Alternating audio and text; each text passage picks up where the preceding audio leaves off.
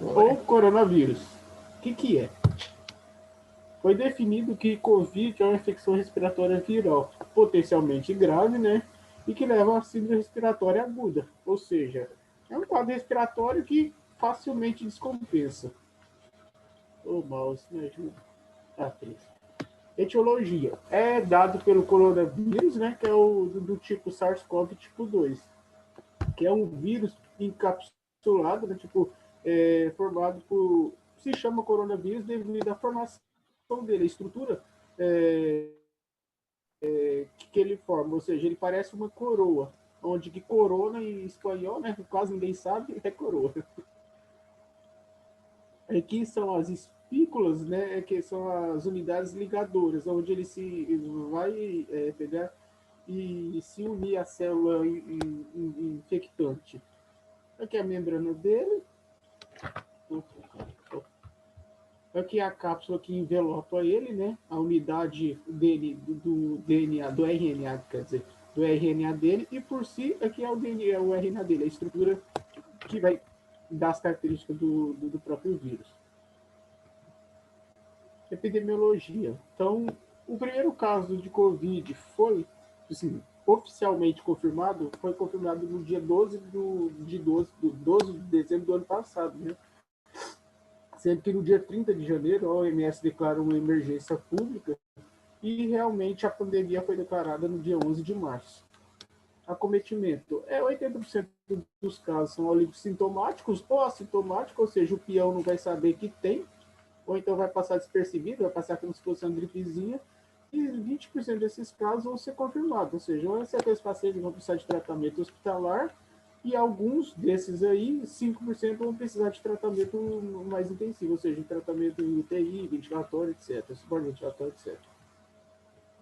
Fatores de risco. Então, os principais são sexo masculino, os obesos, gordos, tabagistas, pacientes com doenças crônicas, crianças menores de 1 ano, idosos e por aí vai, gestantes, etc.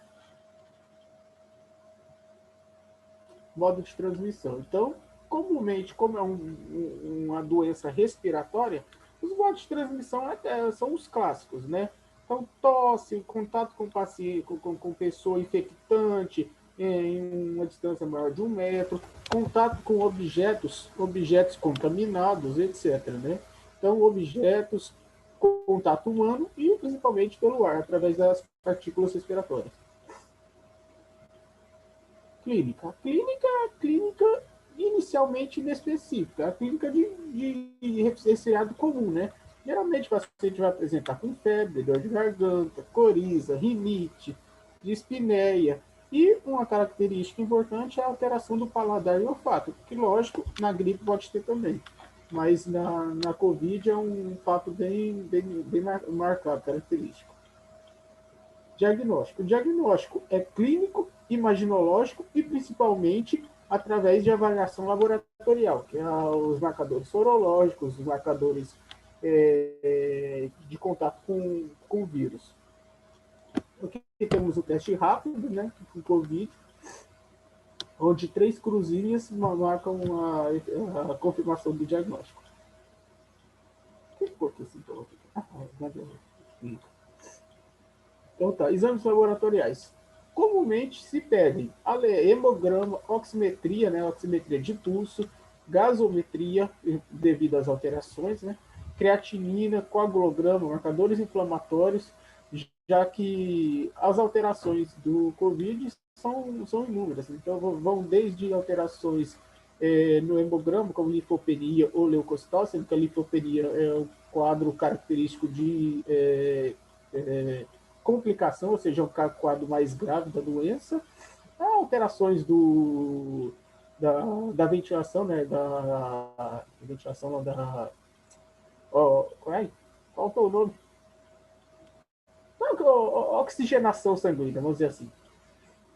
Então, o coagulograma, devido ao quadro de coagulação intravascular disseminada, que é muito comum na doença. Então, tudo isso vai nos ajudar a identificar a doença e avaliar a evolução ou a piora do quadro. Sorologias. Então, tem dois jeitos. Podemos realizar os marcadores, os testes moleculares ou PCR, né, no caso, teste rápido, que se realiza entre o terceiro e sétimo dia da doença, e a sorologia realmente dita, né, que é IgA, IgM e a IgG, que é realizada entre 9 e 14 dias da doença, sendo que é o mais efetivo, né, nesse período. Antes disso, a efetividade dele é bem menor. Pode dar muito falso positivo ou negativo. Então, os possíveis resultados sorológicos, como que pode encontrar? Se pegamos um paciente que vai apresentar IgA ou IgM positivo com IgG positivo, esse paciente possivelmente teve contato ou tem uma infecção. Então, você tem que ficar de olho, tem que falar para ele tomar cuidado, se isolar das outras pessoas, e ficar de olho se aparecer algum sintoma e ir para o médico. Se apresentando IgA, o IgM negativo e IgG negativo, esse paciente não teve contato com o vírus e o bom, então, é se tomar cuidado. Caso apareça algum sintoma, deve ir ao médico também, já que a negativação desses dois não quer dizer que o paciente não esteja doente ou não teve contato. Mas, geralmente, quer dizer que o paciente está bem. Se um GA, o IgM positivo e IgG negativo, quer dizer que esse paciente teve um contato prévio. Então, ele, no momento, ele vamos dizer assim, está imune. Agora, se aparecer um IgG positivo e um IgA ou IgM negativo, esse paciente está doente e deve ir ao médico o mais rápido possível, caso apareça algum sintoma. E, principalmente, se isolar. Aqui, o diagnóstico imaginológico, como é que vai aparecer? Então, temos dois tipos de avaliação, sendo que ataque é o principal e a avaliação radiológica. No radiografia de tórax, o que vamos encontrar? Vamos encontrar infiltrações bilaterais, geralmente 75% dos casos, e que podem evoluir para consolidações. E na TAC, o que vamos encontrar? Vamos encontrar opacidade em vidro fosco, que é comum geralmente em regiões periféricas de base, né? O padrão em mosaico e o acometimento preferencial do lobo inferior, como sempre. Né? Então, o que mais acomete é as regiões basais do paciente. Aqui tem a descrição das imagens. Aí depois, se alguém quiser ver, eu passo. E se for explicar agora, gasta muito tempo. Mas geralmente esses são os padrões. Ó. Pode ver as lesões, geralmente em região basal, bem comum da doença.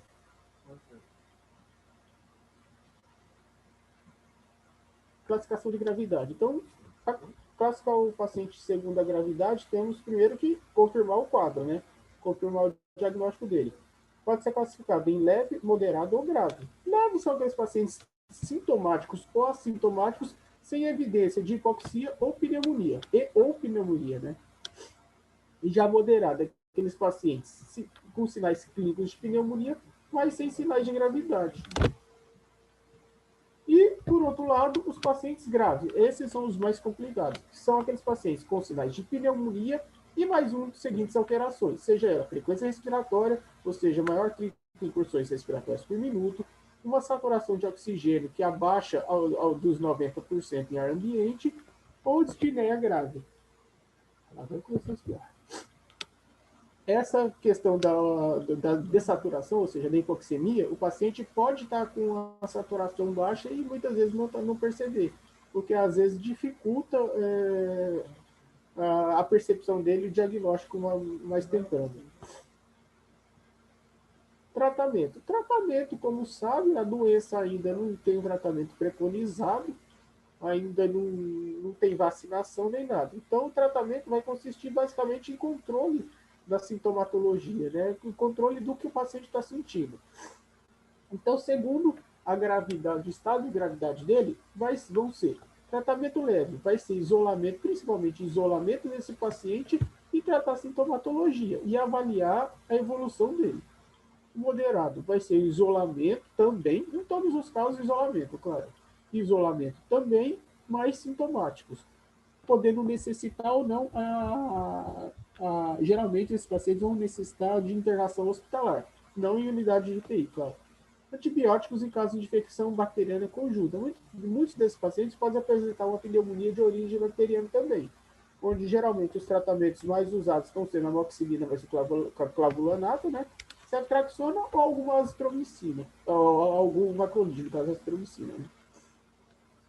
Graves. O tratamento de pneumonia grave vão ser tratados em UTI com suporte ventilatório. Esse paciente vai ser monitorado constantemente, né, gasometria, oximetria, por aí vai. Profilaxia para trombose venosa profunda, onde por isso que devemos realizar o coagulograma, né? Antibiótico terapia devido às infecções associadas e corticoides para ajudar no processo inflamatório que vai causar. Alguns preconizam que o uso de corticoide ajuda a melhorar o quadro mais rápido. Outros dizem que não é muito efetivo. Fica naquele, vai e não vai. No caso da prevenção, vacinação, ainda não existe vacinação. Tem muitas vacinas aí em estudo, né? Vários, China, Estados Unidos, Inglaterra, mas até agora não tem nada resolvido. Vários já estão em teste, tudo, algumas já estão sendo até tentando ser liberadas para uso, mas nada confirmado. Melhor jeito de prevenir é tomando os cuidados, né? Lavar as mãos bem, usar álcool em gel, no caso tem que ser 70%, né, o álcool. Evitar tocar os olhos, boca, nariz, conversar com pessoas muito próximas uma da outra, mantendo sempre um espaço pelo menos 1,5 m. Ficar em casa se tiver algum sintoma de doença, alguma coisa assim. Cobrir boca e nariz quando espirrar. E, por fim, limpar tudo que você for comprar, que você tocar, etc. Uma questão que possivelmente vai cair. Pode até não ser igual, mas vai cair desse jeito. Considere, então, a questão 49 do Revalida, o FMT 2014. Considere o texto a seguir. As expressões quarentena e isolamento, muito empregadas em saúde pública, têm significados diferentes, porque o isolamento se aplica às restrições para os contatos. Sadio que o caso infeccioso e a quarentena é aplicada a pacientes durante o período.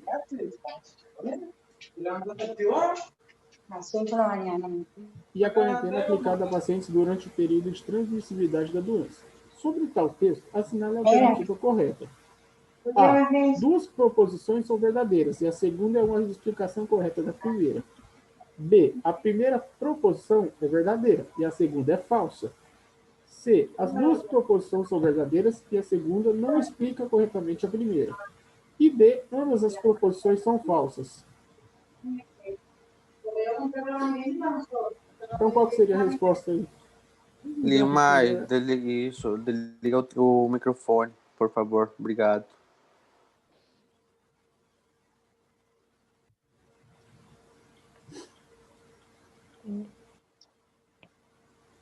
Esse é o tipo de questão que vai cair. Pode ter certeza.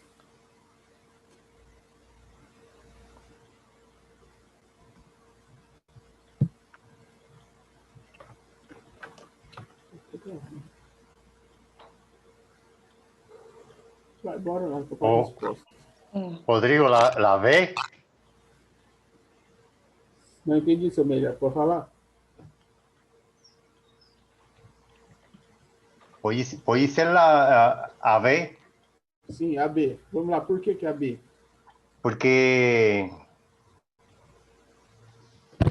Vai, responde por quê. Depois nós conferimos. porque el isolamiento se aplica para contacto de aquellas personas que están doentes, para separarlo de las personas que están sadias, ¿entendió? Exato. E a quarentena?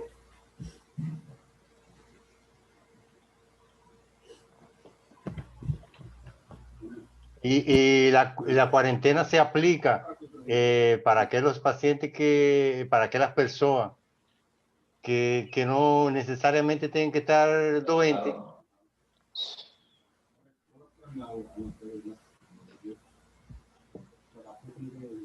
La la cuarentena es para todo el mundo, no es para, só para que esté doente, né?